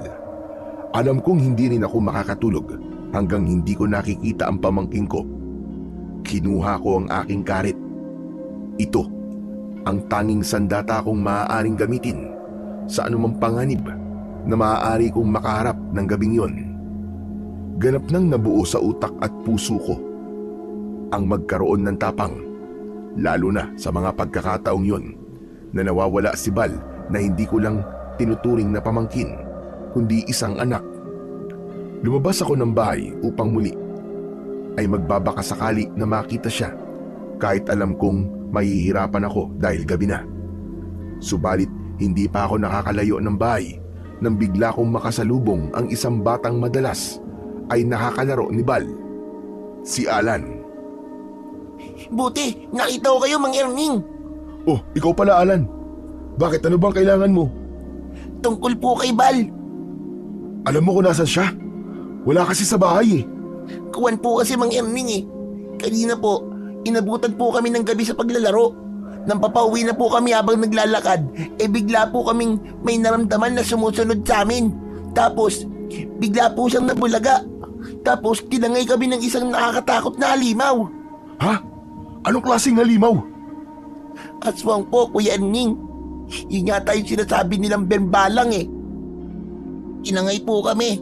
Dinagit kami ni Bal at inilipad po. Kaya alam po, hindi po niya kinaya. Nadalawa kami na nakasabit po sa kanya. Hanggang sa nabitiwan niya po ako. Siguro po dahil po mataba ako at mabigat. Bumagsak po ako sa damuhan. Pero si Bal po, natangay niya ng tuluyan. Ang walang yang aswang na yun.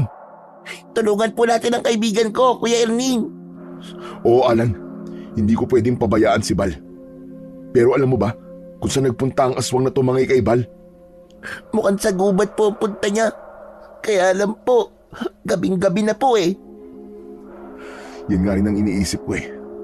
Mahihirapan tayong kumilos kapag madilim na. Siguro po bukas na lang po ng umaga. Sana lang wala pang ginagawang masama kay Bal yung aswang na tumangay po sa kanya. Labis man ang aking pag-aalala, subalit wala akong magagawa. Mahirap lumakad kung gabi. Isa pa, walang katiyakan kung saan sa gubat dinala ng aswang si Bal. Kaya tila ba, napakahaba ng gabing lumipas. Gusto ko na ring makausap si Kapitan Damian. Salamat na lamang at maaga siyang dumating kinabukasan. Agad ko ring ipinaalam sa kanya ang tungkol sa pagkawala ng pamangking ko. Diyos ko, mukhang nagkatotoo nga ang sinabi ko sa'yo. Oo nga po, Kapitan eh. Hindi rin pumasok sa isip ko na mangyayari yun, na mawawala si Bal. Kaya tama lang na ipinaalam ko sa'yo ang tungkol sa aking mga nasabi kahapon. Halos hindi nga po ako makatulog sa paghihintay, Kapitan. May dahilan na para maging manunugis ka, Erning. Ho? Manunugis? Yun ang tawag sa mga naatangan ng obligasyon upang puksain ang mga kampo ng dilim, lalong-lalo na ang mga aswang. Alam kong kayang-kaya mo yun, lalo na ngayon na isa ang pamangkin mo sa biktima nila. Sabi mo nga tinangay siya ng aswang, hindi ba? Ang mga aswang na siya ring lumalaklak ng tuba mula sa puno ng nyug na aking kinakaritan ang may kagagawan nun. Pamilyar na sa akin ang mga lasinggerong aswang. Ho? Alam niyo na po ang tungkol sa kanila? Oo, dati na nagkaroon dito noon. Siguro bata ka pa. Alam yan ng mga ninuno mo. Kapitan, buong pag-asa ko na matutulungan mo ako sa problema ko ngayon. Kailangan ko pong iligtas si Bal. Kaya nga ako maagang nagpunta dito sa bahay mo, Erning. Heto, dala ko na ang ilang bagay na alam kong kakailanganin mo. Ibinaba ni Kapitan Damian sa mesa kung saan kami nag-uusap ang kanyang dalang bayong na yari sa buli. Ano pong laman yan, Kapitan? Tignan mo, dahil ipagkakatiwala ko na yan sa'yo. Maingat kong kinuha ang bayong at tinignan ang laman nito. Kinuha ko ang laman na nakabalot sa tela na may kalumaan na. Inalis ko ang tela sa nakabalot na bagay. Isang palakol yan na ang talim ay gawa sa isang buhay na bato. At may kasamang isang medalyon. Nagawa rin po sa buhay na bato. Oo, tama ka. Yan ang magiging sandata mo para labanan ang mga kampon ng kadiliman. Pero, paano ko po ito gagamitin, Kapitan? Hindi mo kailangan maging eksperto sa pakikipaglaban para harapin ang mga aswang at iba pang nilalang ng kadiliman. Basta't hawakan mo ang sandatang yan at isuot sa iyong leeg ang medalyon. Sila na mismo ang gigiya sa iyo para labanan ang alagad ng dilim. Kanino po ito galing, Kapitan? Galing pa yan sa aking mga ninuno na ipinasa naman sa kanila ng kanila ding mga ninuno. Kaya ilang henerasyon na rin ang pinagmulan ng sandata at medalyon na yan. Tapos ngayon po ipapagamit niyo po sa akin? Oo, Erning. Dahil sa simula pa lang, nararamdaman kong ikaw ang karapat-dapat na gumamit niyan. Maraming salamat po sa pagtitiwala niyo po sa akin, Kapitan Damian. Malaki talaga ang tiwala ko sa iyo, Erning. Dahil may mabuti kang puso. Kapitan, maiba ako. Tungkol nga po pala dun sa pulis. Kay SPO2 Hector. Naku, wala akong pakialam sa kanya. Gawin na lang niya ang trabaho niya. Pero gaya ng sinabi niya sa akin, hindi niya pinaniniwalaan ang tungkol sa mga aswang. Baka po, kailangan makaengkwentro muna niya para maniwala siya. Ay nako, bahala siya. Wala akong panahon para magpaliwanag sa kanya. Subalit ng hapong yun ay nalaman ko na muli palang nakipagkita ang pulis kay Kapitan Damian. Dahil nga nangako ito na gagawin niya ang makakaya niya para bantayan ang baryo at tiyakin ang kaligtasan ng mga naninirahan doon laban sa masasamang loob. Kasama na roon ang mga gumagalang aswang na hindi naman ito pinaniniwalaan. Pinagplanuhan ko kung ano ba ang aking gagawin. Sisimulan kong alamin ay kung saan ko ba matatagpuan ang mga aswang na kumuha kay Bal. Nagpunta sa bahay namin si Alan dahil nangako ang bata na tutulungan niya ako para hanapin ang kanyang kaibigan. Hindi mo na siguro kailangan pang sumama sa akin, Alan. Po? Bakit naman po, Mang Erning? Kaya ko na mag-isa yun. Pero gusto ko po kayong matulungan. Saka nakukonsensya po ako eh. Kasi po, wala po ako nagawa para tulungan si Bal nang tangayin po siya ng aswang. Pero Alan, mapanganib ang gagawin kong pagliligtas kay Bal. Alam ko po yun. Pero handa po akong tumulong, Mang Erning. Pero masyado ka pang bata eh. Kaya ko po. Saka may magagamit po ako. Na ano? Ipinakita sa akin ni Alan ang isang kwintas na may palawit na tila bilog na tingga na may nakaukit na mata. Teka, ano yan? Medalyon? Opo, Mang Erning. Binigay po to sa akin ng lolo ko kahapon lang. Matagal ka na po itong nakikita sa kanya eh. Pero kahapon, nang maikwento ko po sa kanya ang tungkol sa nangyari sa kaibigan ko na tinangay ng aswang, ay ibinigay niya po ito sa akin. Bakit daw? Maaari ko daw po itong gamitin para tulungan at mailigtas si Bal. Kaya sasama ka sa akin para hanapin siya. Opo, Mang Erning. Mabait na kaibigan po si Bal. Ayoko pong may masamang mangyari sa kanya. May kung anong bumundol sa damdamin ko sa sinabi sa akin ni Alan. Ganun kalalim ang pagpapahalaga niya sa kanyang kaibigan. Kaya ramdam ko ang pagnanais niyang tulungan si Bal. Sino ba naman ako para pigilan siya? Isa pa, makakasama naman niya ako. Kaya nakapagdesisyon ako. O sige Alan, pumapayag na ako. Talaga po, Mang Erning? Isasama niyo na po ako sa lakad niyo? Oo, pero dapat doblehin pa rin natin ang pag-iingat. Hindi natin alam kung hanggang saan ang kakayahan ng mga nilalang na yon.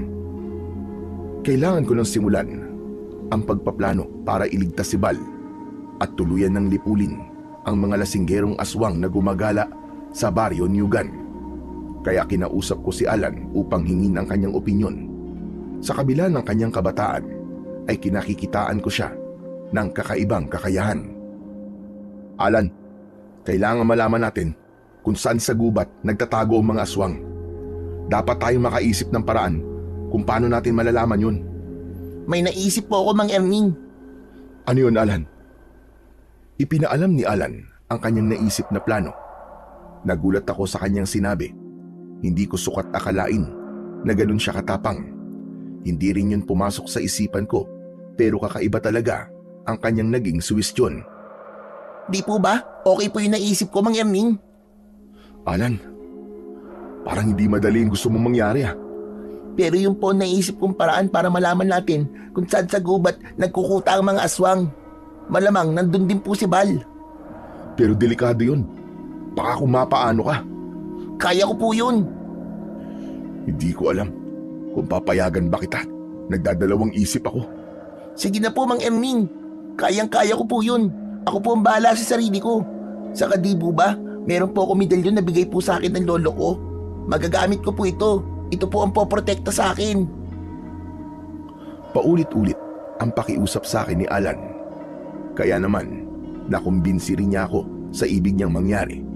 Kahit nagdadalawang isip ako para sa kaligtasan ng bata. Kaya nga lang, pursigido siya at buo ang loob na gawin ang kanyang nais mangyari. Kaya naman ng gabing yon ay naghanda na kami ni Alan dahil may magagamit na akong sandata na bigay sa akin ni Kapitan Damian. Kaya ibinigay ko kay Alan ang karit na ginagamit ko bilang magtutuba. Ito po ang gagamitin kong sandata? Oo, Alan. At matalas siya na.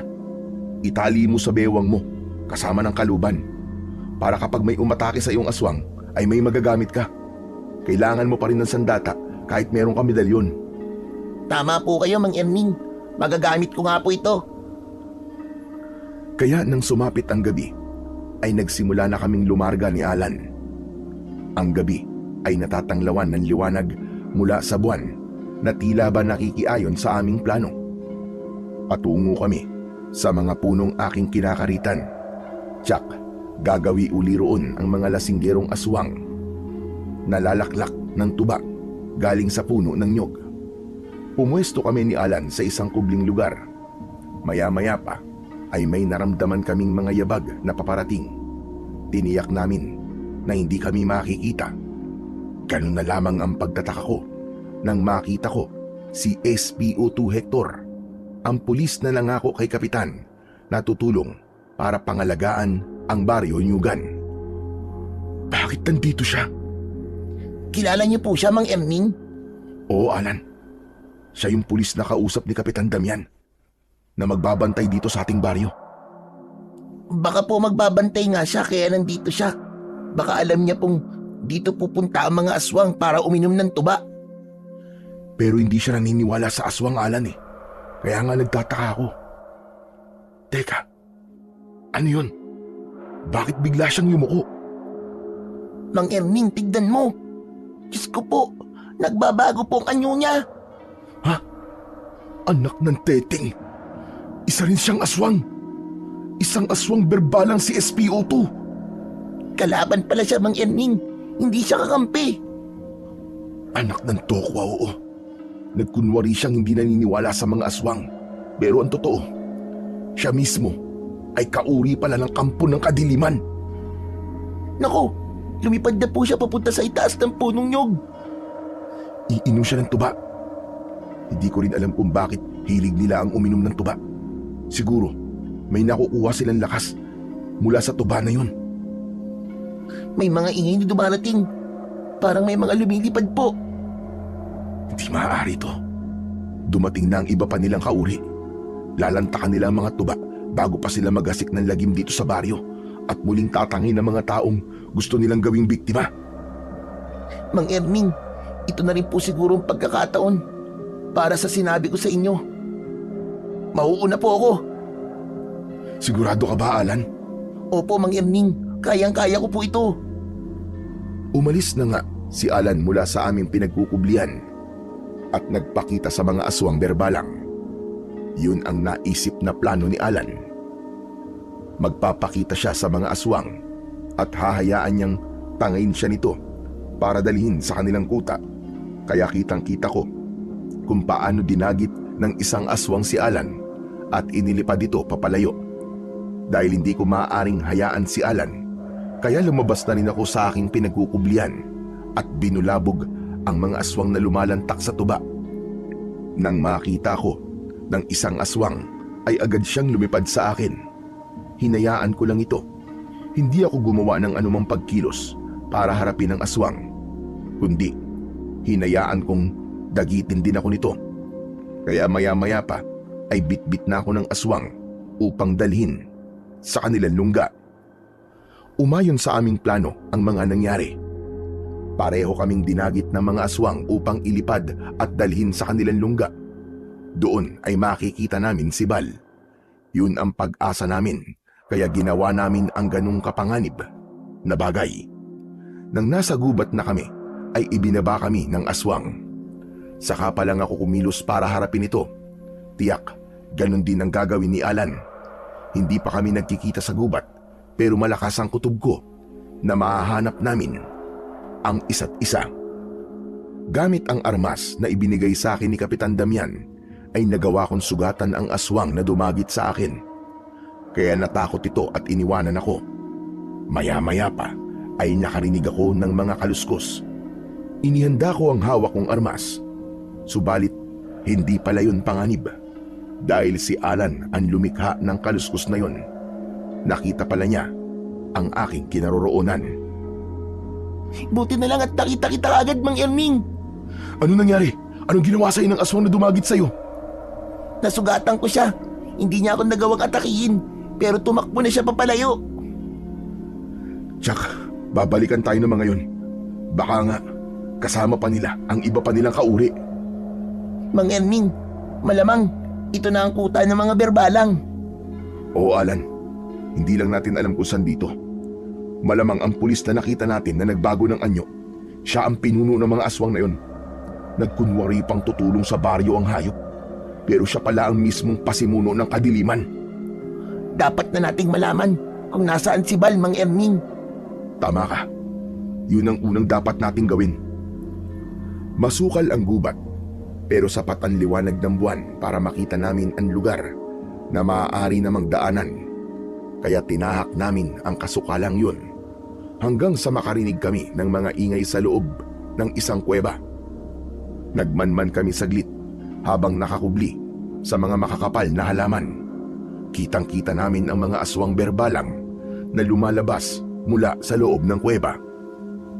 Dito na nga po ang kuta nila, Mang Erning. Ang dami nila. Diyan din kaya nila dinala si Bal? Siguro po. Pero ano kayang ginawa nila sa kaibigan ko? Sana wala pa silang masamang ginagawa. Yan din ang panalangin ko, Alan. Dahil kapag may nangyaring masama kay Bal, uubusin ko silang lahat. Wala talaga akong ititira sa kanila. Nagulat ako sa biglang ginawa ni Alan. Bigla niya akong iniwan at sumugod siya sa kinaroroonan ng mga aswang berbalang. Gamit ang karit na ibinigay ko sa kanya, ay inatake niya ang mga aswang. Walang takot ang bata. Buo ang loob. Palibhasa, suot niya sa kanyang leeg ang medalyon na bigay sa kanya ng kanyang lolo. Kitang-kita ko kung paano niya buong tapang na hinarap ang mga aswang. Sinamantala ko naman ang pagkakataong yun upang lapitan din ang iba pang halimaw at sinabayan ko na rin si Alan sa kanyang pakikipaglaban. Humihiyaw at bumubulagta ang bawat aswang na tamaan ng aking hawak na palakol na gawa sa batong buhay. Humihiwa sa katawan ng aswang ang talim ng palakol na aking sandata. Dapat sa mga kagaya nyo ay ubusin! Eto pa! Eto pang isa! Malaki ang atraso nyo sa akin, mga diablong buwang kayo. Tinangay nyo ang pamangking ko, kaya hindi ko kayo titigilan. Uubusin namin kayo! Gusto mo pa akong sakmalin, ha? Itong palakol ko ang sakmalin mo! Halimaw ka! Humihiyaw at umaatungal ang mga aswang na tinatamaan ng aming mga armas. Kaya lamang, sa bawat bumubulagtang aswang ay may pumapalit sa kanila. may mga halimaw pa rin na lumalabas mula sa loob ng kuwebang kanilang pinaglulunggaan. Masama ito. Parang hindi nauubos sa mga berbalang, Mang Erning. Marami pa yata ang nakatago sa loob. Pero alam ko na mauubos din natin sila. Kaya naman, ipinagpatuloy lang namin ang pakikipaglaban sa mga aswang. Dapat na silang malipol upang hindi na magdala ng panganib sa baryo namin. Hanggang sa nakita na lang namin, nakakaunti na lamang ang mga halimaw. Mang Erning, wala na pong lumalabas na halimaw sa loob ng kuweba. Marami na tayong napatay, Alan. Mahusay talaga ang medalyong ibinigay sa akin ng lolo ko. Kaya nga, at maaasahan din ang binigay sa akin ni Kapitan. Maya-maya pa ay may iba pang mga aswang ang lumabas mula sa kuweba. Hindi namin inaasahan na lalabas doon ang aswang na pulis. Nagbago ang anyo nito. Wala siya sa anyo na isang aswang. Mang Erning, tignan mo. Ang pulis kanina. Tama ako. Siya nga ang pinuno ng mga aswang berbalang. Kasama niya si Balo. Buhay pa ang kaibigan ko. Salamat sa Diyos at buhay pa siya. Pero ano kayang pinaplano ng mga hayop na to? Bakit nila tinangay si Bal? Ito ba ang sadya nyo, mga hangal? Ang bubuit na ito? Tio Erning! Best friend Alan!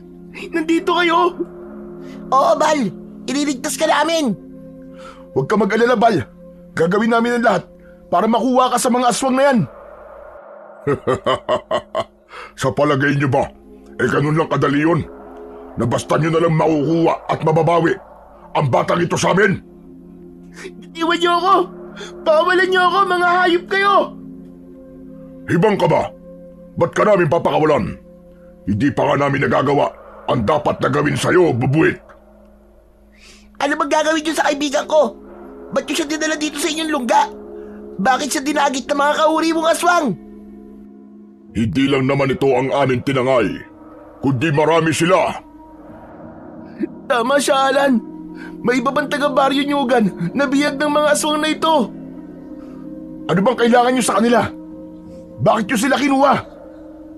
Kailangan namin ng mga tao mula sa baryo Nyugan para maging pagkaing pampalakas ng mga batang berbalang.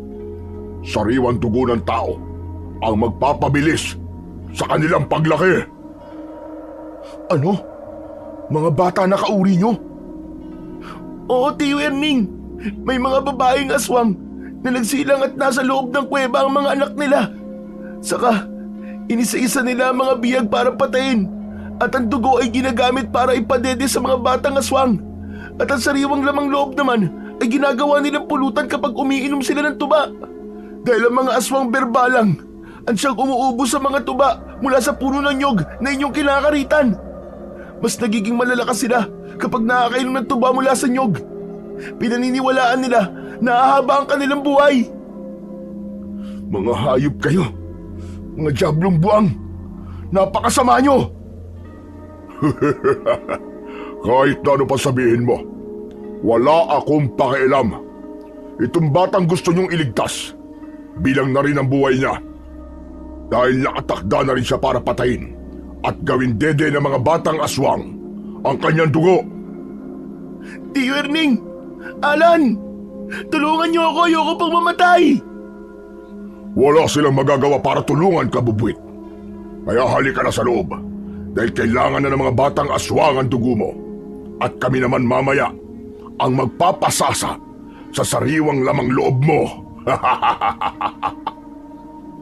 Tunay na nasa panganib na nga ang buhay ni Bal.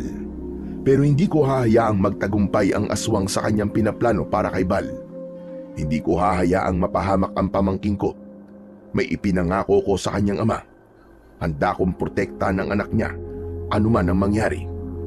Kaya agad ay sumugod kami ni Alan. Sinunggaban namin si Hector upang makuha sa kanya si Bal. Subalit, agad din na nakapagbago ng anyo si Hector. Naging aswang berbalang ito at ang malaking bibig na may matatalas na ngipin ay nakadikit sa leeg ni Bal. Sige, gawin niyo ang plano niyo sa akin. Isang sakbal ko lang sa leeg ng bubwit na ito. Tiyak, mangingisay siya. Wag! Wag mong gagawin niya kay Bal! Maawa ka sa kanya! Mga duwag din pala kayo. Maawa ka sa kaibigan ko! Hindi ko alam ang awa na sinasabi mo. Ang tanging alam ko lang ay magagamit ko ang bubwit nito para sa mga batang aswang. At maging kayo, gagawin din namin biyag, karagdagan sa mga taong papasnagin namin sa sandali na kailangan namin ng dugo at sariwang laman. Huwag kayo magpapaulit, Tiyo Erning, best friend Alan! Kayo na lang ang tanging pag-asa namin! Kung mahalaga sa inyo ang bubwit na to, bitiwan nyo ang hawak ng sandata. Itapon nyo yan! Huwag, Tiyo Erning! Alan, huwag niyo siyang susundin! Sige! Huwag niyong sundin ang sinasabi ko. Talagang tutuluyan ko ang bubwit na ito. Isa! Dalawa! Nagkatinginan kami ni Alan. Hindi namin alam ang aming gagawin. Nasa damdamin namin ang pagkabahala at pag-aalala. Kapag hindi namin binitiwan ang hawak naming armas, ay posibleng sagpangin niya si Bal. Mapapahamak ang pamangking ko. Kaya naman, may ibinulong ako kay Alan. Anong gagawin natin, Alan? Hindi ko rin po alam, Mang Erning. Pero kapag hindi natin sinunod ang pinuno ng mga aswang, baka patayin niya si Bal. Saglit akong nag-isip. Salamat na lang, agad akong nakaisip ng paraan. Agad ko yung ibinulong kay Alan kung ano ang aming gagawin. Sigurado kayo, Mang Erning? Oo, Alan. Yun na lang ang tanging paraan. Kaya sundin na natin ang ibig mangyari ng pulis na aswang na yan. Sige, kayo po ang bahala. Sana nga lang ay maging epektibo po ang naisip nyo. Alam kong hindi tayo pababayaan ng mga medalyon na hawak natin. Armas lang naman ang pinapababa niya, di ba? Kaya may magagamit pa rin tayo. Hoy! Ano ba yun? Ano ba pinag-uusapan nyo? Hindi nyo pa ba ibababa ang mga armas nyo? O gusto nyo nang makitang walang buhay ang bubwit na ito? Teka! Susunod na kami! Heto na! Gagawin na namin ang utos mo, pangit na aswang! Inihagis ko sa lupa ang armas na palakol na aking hawak. Ganon din si Alan. Ibinaba niya at binitiwan ang hawak niyang karet. O ayan! Binitiwan na namin ang mga sandata namin! Sinunod na namin ang utos mo! Ngayon naman, ay bitiwan mo na si Bal. Huwag mo siyang sasaktan! Bakit ko naman siya bibitiwan? Ano ko, Hilo? Bihag ko siya! Gaya ng napag-usapan namin kanina ni Alan na aking ibinulong sa kanya, ay sabay naming huhubarin ang suot naming medalyon at itataas ito. Yun nga ang aming ginawa. Pagkataas namin ng aming mga medalyon, ay nagliwanag ito ng sobra, at ang liwanag mula sa dalawang medalyon ay nagsanib. Lumikha ito ng malakas na liwanag na tumama sa noo ni Hector. May taglay na lakas ang liwanag na tumama sa noo ng pinunong aswang, dahilan upang ito ay mabuwal. Nang mabuwal sa lupa ang aswang at nabitiwan ito si Bal, ay nagmamadali namang tumakbo papalapit sa amin ang pamangking ko. Bilisan mo, Bal! Halika! Dito ka sa amin! Dali! Nagmamadaling tumayo si Hector upang sundan sana si Bal. Kaya lamang nakalapit na sa amin ang pamangking ko, kaya nagmamadali rin naming pinulot ang aming mga armas. Hindi na nagawa pang makalapit sa amin ni Hector dahil inihanda na namin ang aming armas upang atakihin siya. Una akong sumugod at paulit-ulit kong inihataw sa halimaw ang palakol na yari sa batong buhay. Tumama yon sa mukha ng halimaw na si Hector na lumika ng malaking sugat. Sumunod naman ang ibang aswang na naroroon, subalit sinalubong naman siya ni Alan at ginamitan niya ito ng kanyang armas na karet. Halos humiwalay ang leeg ng aswang nang gilitan ni Alan ang leeg ng mga ito. Yan ang dapat sa mga aswang berbalang na kagaya nyo. Aalisin ko talaga ang ulo nyo. Nagpatuloy kami sa aming pakikipaglaban sa mga aswang hanggang sa ganap ng bumulagta si Hector. Tadtad na ng sugat ang kanyang buong katawan. Naubos na rin ni Alan ang iba pang mga aswang na nasa labas ng kuweba. Ayos. Nalipol na natin ang mga aswang na nandito sa labas ng kanilang lungga. Meron pa kaya sa loob? Yun ang sabi kanina ng pinunong aswang eh. Oo, may mga batang aswang sa loob. Ang iba ay mga sanggol na parang tiyanak. Sila ang umiinom ng dugo ng tao. Nagmamadali kaming pumasok sa loob at naiwan si Bal sa labas. Madalim ang loob ng kanilang lungga. Wala akong makita, Mang Erning. Saan kaya dito naroroon ng iba pang biyag nila? Bagig ang sinasabi ni Bal na mga batang aswang. Tama ka, napakadilim nga. Ang medalyong kong bato, ito ang gagamitin ko para lumikha ng liwanag. Hinawakan at tinaplos ko ang suot kong medalyon. Bigla itong nagkaroon ng liwanag na pumuno sa madilim na kuweba. Maliwanag na. Tignan mo, Mang Erning. Ang mga biyag oh. Mga kababaryo nga natin sila. Nakagapos sila at may mga piring at takip ang kanilang bibig.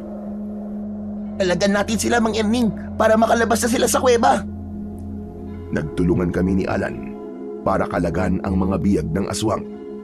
Mabilis ang aming kilos dahil may iba pa kaming dapat gawin. Yan, ayos na. Tanggal na mga tali nyo. Makakatakas na kayo. Umalis na kayo dito, lumabas na kayo. Bilisan nyo.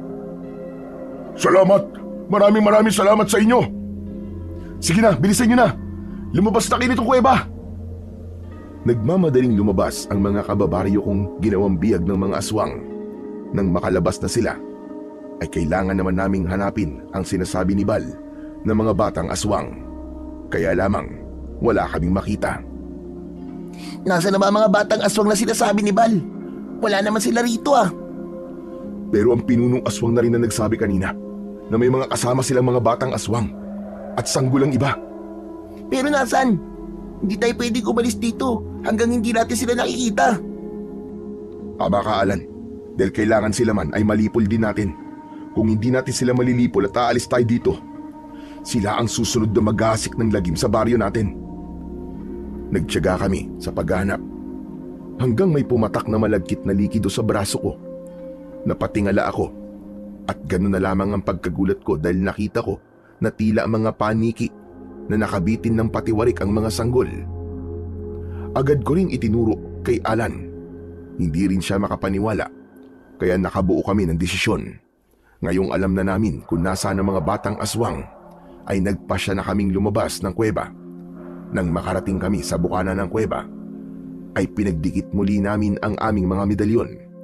Lumikha yun ng liwanag na naging apoy na sumirit papunta sa loob ng kuweba. Saglit pa, ay nagliyab ang loob ng kuweba. Saka kami nagmamadaling tumakbo papalabas. Narinig pa namin ang ingay na tila pag-iyak ng mga batang aswang na tinutupok ng apoy sa loob ng kuweba. Yun na ang kanilang naging wakas. Nagbalik kaming tatlo ng baryo. Nadala ang pagtatagumpay sa aming naging misyon. Niligtas namin si Bal, maging ang ibang taga-baryo Nyugan, at nagawa naming lipulin ang lipi ng aswang berbalang. Kaya hindi na ito makapaghasik pa ng lagim sa aming baryo. Salamat kay Kapitan Damian na pinagkatiwalaan ako para maging tagapagtanggol. Sa tulong ng ipinagamit niya sa aking armas at medalyon. Salamat din kay Alan na nagturo din sa akin para maging buo ang loob at maging matapang. Napatunayan ko na kaya ko palang maging matatag sa gitna ng laban at kahit sino ay maaaring maging tagapagtanggol, lalo na't para sa kaligtasan ng mahal sa buhay at ng kapwa-tao. Ang pagiging mahina ng loob kung minsan ay nasa isip lang natin.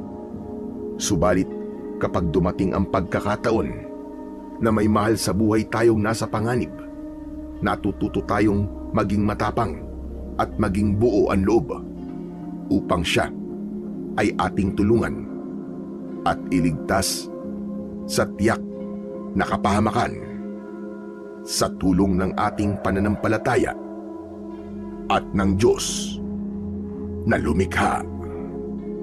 Sa kwentong inyong napakinggan, sa huli ay napatunayan ng binatang minsang inakala ng lahat na walang lakas ng loob na lumaban, ng tunay na tapang ay hindi nasusukat sa lakas ng sigaw o tikas ng tindig, kundi sa tapang ng pusong handang lumaban para sa mga mahal sa buhay. Sa kanyang pagharap sa mga birbalang na minsan nang nagdulot ng lagim sa kanilang baryo, sumiklab ang apoy ng kanyang tapang, isang tapang na pinanday ng kanyang pananampalataya sa Panginoon at ng suporta ng kanilang kapitan at ng isang batang matapang.